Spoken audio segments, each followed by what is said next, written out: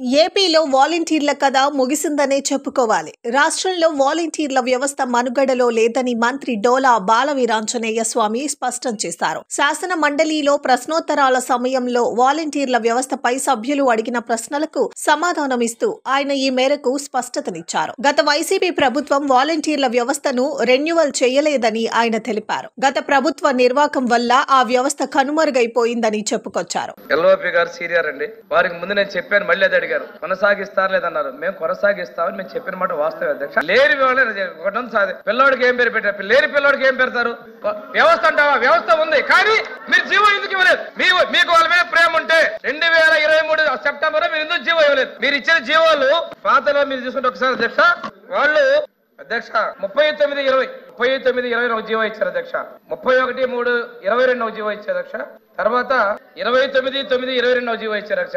29/9/22 GO ఇస్తూ 15/8/22 నుంచి 14/8/23 వరకు వాళ్ళది కొనసాగిస్తూ జీవో ఇచ్చారు అధ్యక్ష. మళ్ళీ 23 వాళ్ళు ఎందుకు 2023 సంవత్సరం ఎందుకు జీవో ఇవ్వలేకపోయారు? అంటే వాళ్ళ ప్రభుత్వం దిగిపోతామనేది తెలిసే ఆ జీవో ఇవ్వలేదు అధ్యక్ష.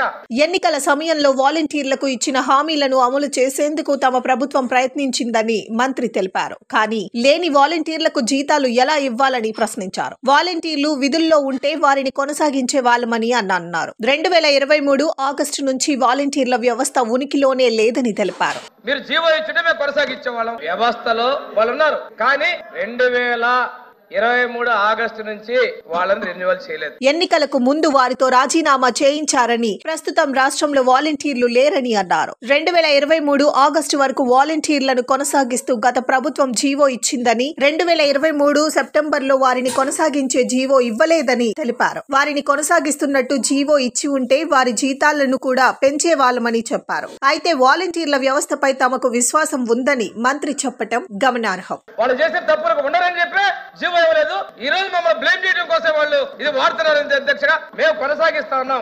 మీరు జీవో ఇచ్చుంటే మేము కొనసాగించే వాళ్ళం. ఇక్కడ ప్రశ్న ఉత్పన్నం కాలేదు అధ్యక్ష.